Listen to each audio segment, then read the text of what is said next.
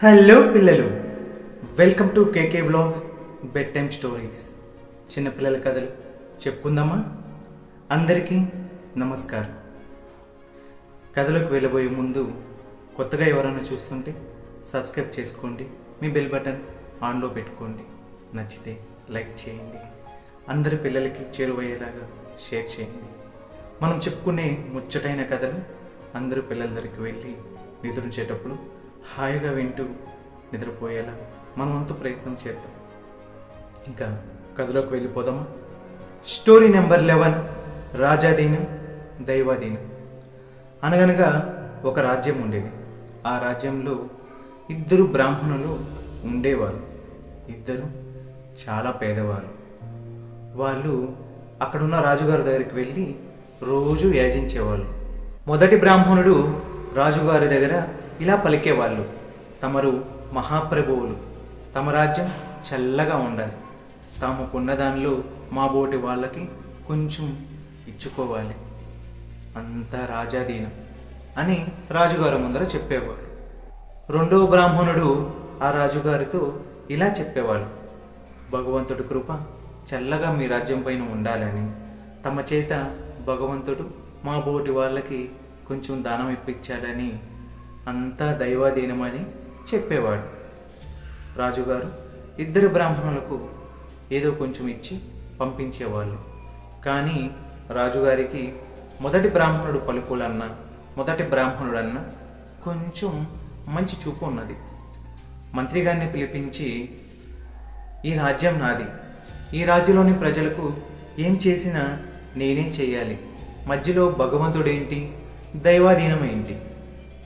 మంత్రి గారు, మీరు ఒక పని చేయండి, ఒక గుమ్మడికాయని తెప్పించి దాన్ని ముచ్చిక తీసి లోపలంతా డొల్ల చేసి అందులో రత్నాలు, మాణిక్యాలు, వజ్రాలు, వైడూర్యాలు నిండుగా కూర్చి మళ్ళీ ఆ ముచ్చికని నీట్గా అతికించి, రేపు మొదట ఏ బ్రాహ్మణుడైతే వస్తాడో ఆ బ్రాహ్మణుడికి ఇద్దాం, ఏది రాజాధీనమో దైవాధీనమో చూద్దాం అని మంత్రి గారికి చెప్పి ఆ పని చేయించారు.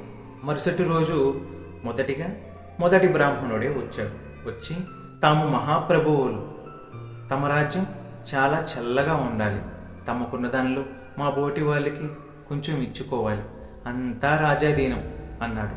రాజు ఆ గుమ్మడికాయని ఆ మొదటి వచ్చిన బ్రాహ్మణుడికి ఇచ్చి పంపించాడు. బ్రాహ్మణుడు, రాజుగారేంటి ఏ వరహాలు ఉక్కిడి బియ్యము ఇస్తాననుకుంటే ఈ గుమ్మడికాయ ఇచ్చాడు, ఇదేంటో చచ్చేంత బరువు ఉంది, ఎలా తీసుకెళ్లాలరా నాయన అనుకుంటూ బయలుదేరాడు. దారిలో ఒక వర్తకుడు చెట్టు కింద విశ్రాంతి తీసుకుంటున్నాడు. అతని దగ్గర ఉన్న బియ్యాన్ని చూసి ఈ బ్రాహ్మణుడు అక్కడికి వెళ్ళి వర్తకుని యాచించాడు. వర్తక, నా దగ్గర గుమ్మడికాయ ఉంది, నీవు ఈ గుమ్మడికాయని గ్రహించి నాకు కొన్ని బియ్యం ఇస్తావా అని అడిగాడు. బ్రాహ్మణుడు అడగగా వర్తకుడు సరే స్వామి అని గుమ్మడికాయని తీసుకొని కొన్ని బియ్యాన్ని బ్రాహ్మణుడికి ఇచ్చి పంపించాడు. బ్రాహ్మణుడు వెళ్ళిపోయాడు. కాసేపటి తర్వాత అదే దారిలో మరొక బ్రాహ్మణుడు నడుచుకుంటూ వస్తున్నాడు. తనకి వర్తకుడు దగ్గర ఉన్న గుమ్మడికాయ కనిపించింది. ఆ వర్తకుడు దగ్గరికి వెళ్ళి, వర్తక, ఈరోజు మా ఇంటికి అతిథులు వచ్చారు, మా ఇంట్లో కూరగాయలు లేవు, నీవు ఆ గుమ్మడికాయని నాకు ఇస్తే ఇంటికి వెళ్ళి కూర చేసి వచ్చిన అతిథులకి పెడతాను అని వర్తకుడిని అడిగాడు. వర్తకుడు ఆ బ్రాహ్మణుడికి ఆ గుమ్మడికాయ ఇచ్చేశాడు. ఆ గుమ్మడికాయ ఇంటికి తీసుకుని వెళ్ళి వాళ్ళ భార్యకి ఇచ్చి కొయ్యగా అందులో నుంచి రత్నాలు, వజ్రాలు, మాణిక్యాలు వస్తుండటంతో ఆ బ్రాహ్మణుడు ఆశ్చర్యానికి లోనయ్యాడు. అంతా దైవాధీనం అనుకున్నాడు. మరుసటి రోజు రానే వచ్చింది. ఆ మొదటి బ్రాహ్మణుడు మళ్ళీ రాజుగారి దగ్గరికి వెళ్ళి యాచించడం మొదలుపెట్టాడు.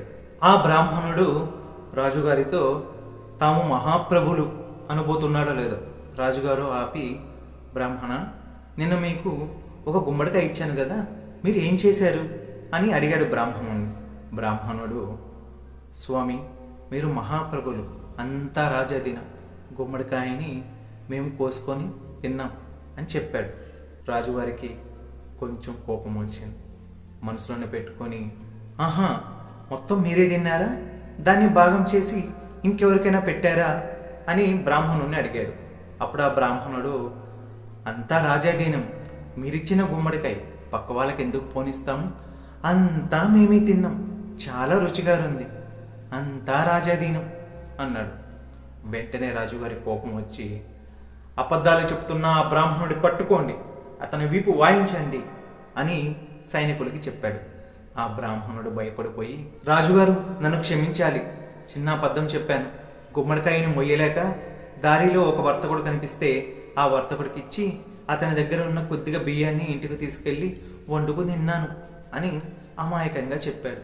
రాజుగారు భటులని వర్తకుడు దగ్గర పంపించి ఆ వర్తకుడిని పిలిపించారు. వర్తక, ఈ బ్రాహ్మణుడు నిన్న నీకు గుమ్మడికాయ ఇచ్చాడా అని అడిగాడు. అవును స్వామి, ఓ పెద్ద గుమ్మడికాయ ఇచ్చాడు అని వర్తకుడు సమాధానం చెప్పాడు. రాజుగారు, ఆ గుమ్మడికాయని ఏం చేసావు అని అడిగాడు. బ్రాహ్మణుడు ఇచ్చిన గుమ్మడికాయ కదా స్వామి, నేనేం చేసుకుంటాను, కాసేపు అలాగే విశ్రాంతి తీసుకుంటూ ఉండగా మరో బ్రాహ్మణుడు వచ్చాడు. ఆ గుమ్మడికాయ ఆ మరో బ్రాహ్మణుడికి ఇచ్చి పంపించాను అని చెప్పాడు. రాజుగారు ఆ రెండో బ్రాహ్మణుని పిలిపించాడు. పిలిపించి, బ్రాహ్మణ, ఈ వర్తకుడి దగ్గర తీసుకున్న గుమ్మడికాయని నీవు ఏం చేసావు అని అడిగాడు.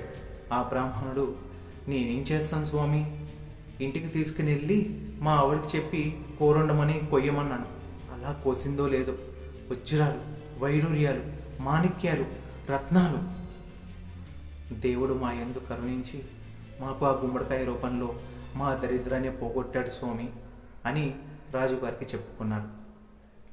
రాజుగారు మనసులో, నేను ఒకటి తలిస్తే ఆ దైవం ఒకటి తలిచింది, నేను మొదటి బ్రాహ్మణుడికి ఇద్దామనుకుంటే అది రెండో బ్రాహ్మణుడు దక్కింది, నా చేతిలో ఏది ఉండదు, అంతా దైవాధీనమే అనుకొని తన గర్వాన్ని తగ్గించుకొని రెండో బ్రాహ్మణుడు నిజం చెప్పడం వల్ల తనకి మర్యాదలు చేసి ఇంటికి పంపించాడు. మొదటి బ్రాహ్మణుడిని ఇంకొకసారి తన కళ్ళకు కనిపిస్తే శిరక్షేదన అని చెప్పి మరొక మారు ఆ బ్రాహ్మణుడిని తన దగ్గరికి కూడా రానివ్వలేదు. అంతే మరి, అన్నిట్లోనూ మనమే గొప్ప అని గర్వపడకూడదు, మనకంటే ఆ పైన ఆ దేవుడు ఉన్నాడు. చూశారుగా పిల్లలు, గర్వం అన్ని విషయాల్లో పనికిరాదు. కథ బాగుంది కదా, రేపు మరో కథతో మీ ముందుకు వస్తాను. అంతవరకు టాటా.